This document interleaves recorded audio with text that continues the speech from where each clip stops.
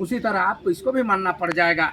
तो जो आपको आरक्षण प्राप्त है, आरक्षण समाप्त हो जाएगा। आदिवासियों को, दलितों का और ओबीसी पिछड़ी जातियों का ये आरक्षण एक तरह से समाप्ति हो चुका है। आज देखिए, प्रति साल आपका रेलवे में नौकरी लगता था, लेकिन अब रेलवे में नौकरी नहीं लग रहा है। एक तरह से आप साफ है कि आरक्षण समाप्त हो चुका है। और सेना में नौकरी कम से कम लगता था, वो सेना को क्रांति आपका अग्निवीर नामक योजना चला है, जो मात्र 4 साल का है। तो 4 साल हम नौकरी करें और बाद बाकी भरी उम्र में हम क्या करें। जब तक सरकार के नियम था पहले का, वो पूर्व गए। अगर अग्निवीर देखा जाए तो हमारे गांव घर में एक मंडा जागरण लगता है, जहां आग में चलते हैं अग्निवीर, तो वो है। अग्निवीर का कोई मामला नहीं बनता है। तो ये मोदी जी जो चाह रहे हैं वही हो रहा है। तो आपका ये उद्दंड हो रहा है। अगर रोटी को भी अगर एक तरफ से नहीं बदलिएगा, परिवर्तन नहीं कीजिएगा, तो रोटी तावा में जल जाता है, पान सड़ जाता है, क्योंकि बदला नहीं जाता है। और घोड़ा खड़ा के हो जाता है, इसलिए कि उसका नाल, उसका पैर का नाल नहीं बदला जाता है। इसलिए 10 साल हो चुका। अब परिवर्तन का, अगर आप संविधान बचाना चाह रहे हैं, देश का रक्षा करना चाह रहे हैं, देश को सुरक्षित हाथों में देना चाह रहे हैं, तो एक बार अपने रांची का आवाज को, ग्रामीणों का आवाज को एक आवाज बनाइए देवेंद्र नाथ महतो के नाम से, और इनको आगे जाने दीजिए और आपका साथ दीजिए। एक बार देख लीजिए, हम लोगों ने बारी बारी से, जब से 1950 हुआ, अब नेहरू से लेके आप तक, आज तक देखिए मोदी तक हम लोग दिए।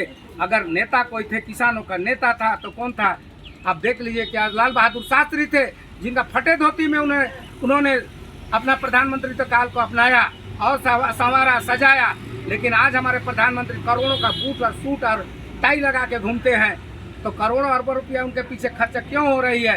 एक चौधरी चरण सिंह को देख लीजिए, किसानों का नेता।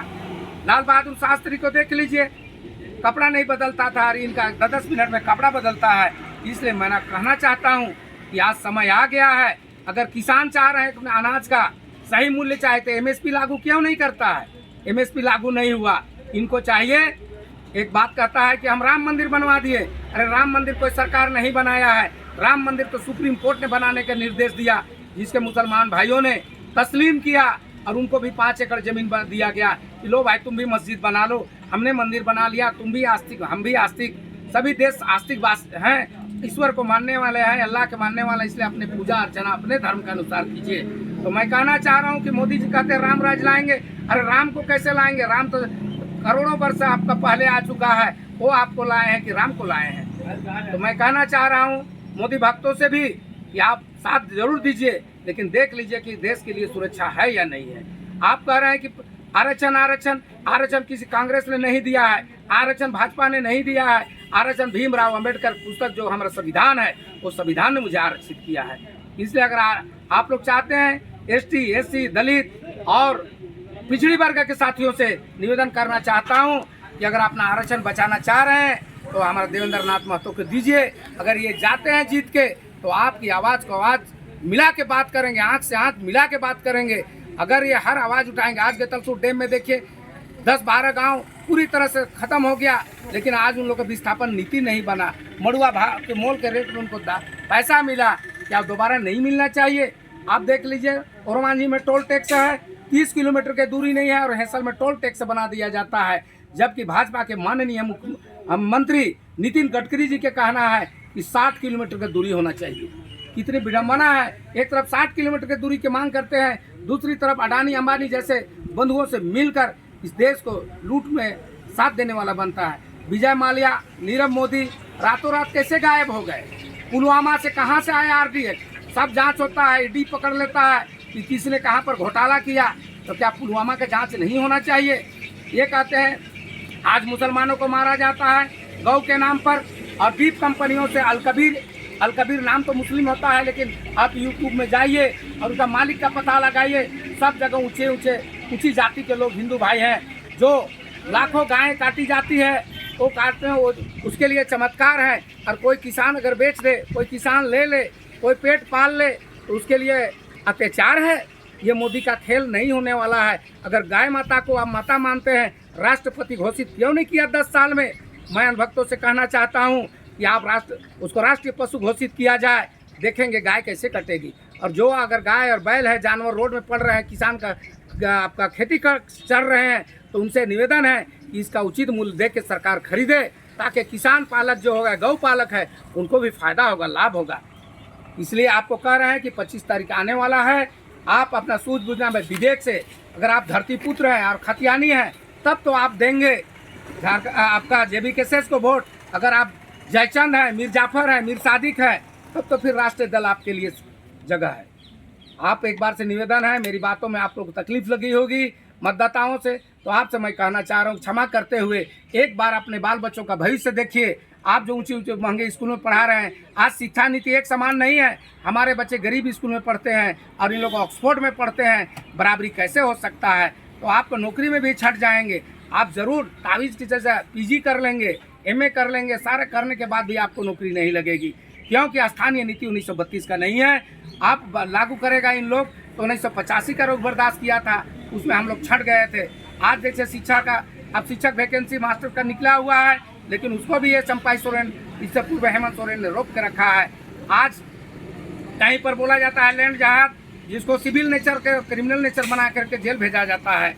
दिन दहाड़े में आपका ये सरकार ने 10 जून की घटना घटी, सिर पर गोली मारा, किसी तरह से आपका पानी का बौछार नहीं छोड़ा गया, रबड़ गोली नहीं छोड़ा गया, उनको चेताया नहीं गया, डायरेक्ट गोली मारा जाता है, कोई जांच नहीं होती है। मॉब लिंचिंग का घटना देख लीजिए, सरकार का देन है। सरकार ने जब हम लोग ने सोचा था 1932 लागू होगा, लेकिन लॉलीपॉप करके रख दिया है। आज उसका कोई जांच नहीं हुआ। एक तरफ से रुपये हत्याकांड में 8 लाख रुपया देते हैं, जबकि मुदस्सिर और न जाने कितने गरीब लोगों को बेकसूर को मारा गया है, उन लोग को 1 रुपया सांत्वना के लिए उनका घर तक नहीं गया। इसलिए मैं कहना चाहता हूं कि आप सोच समझ के आप देखिए, आपका हितैषी कौन है, आपका बेटा कौन है, आपको आगे आने वाला भविष्य आपके साथ कौन है, उनको वोट दीजिए। तो मेरा एक ही कहना है, आज देखिए जयराम महतो एक ऐसा हस्ती है जो आज राष्ट्रीय दल जो है सोचने के लिए मजबूर हो गया है। और गिरिडीह हमारी जीत तो करीब फाइनल हो चुका है, 100% हो चुका है। हमारे 8 लोकसभा क्षेत्र में कम से कम 5 लोकसभा क्षेत्र जीतने जा रहे हैं, और रांची भी हमारे मुट्ठी में हो चुका है। कल तक बात आ रही थी केवल महतो भर, अब महतो नहीं, मियाँ भी है, साहू भी है, और वैश्य परिवार भी जुड़ गए हैं। अंदर से लोग दूसरे दल का काम कर रहे हैं, केवल पार्टी से बचने के लिए अपना नाम नहीं ले रहे हैं। रात को हम लोग के साथ घूमते हैं और दिन को अपना नाम में रहता है, रात को हमारे साथ होता है, घर घर जाके पर्ची बांट रहे हैं, समझा रहे हैं कि आपका JBK ही अपना पार्टी है। और इसके बाद देख लीजिए 4 महीना के बाद में जो चुनाव होगा विधानसभा में, बहुत से राष्ट्रीय दल के नेता लोग, कार्यकर्ता लोग, क्षेत्रीय दल के कार्यकर्ता लोग ये JBK जयराम के हाथों में आएंगे और हमारा साथ देंगे, और ये भी राज्य में भी हमारा सरकार बनने वाला है। ये खुलेआम मैं NDA और इंडिया गठबंधन को भी कहना चाह रहा हूँ, अब बहुत हो गया। आप घर में बैठ के नेता पैदा कर सकते हैं, हम लोग को उसको काबिल कबूल नहीं है, हम लोग स्वीकार नहीं करते हैं।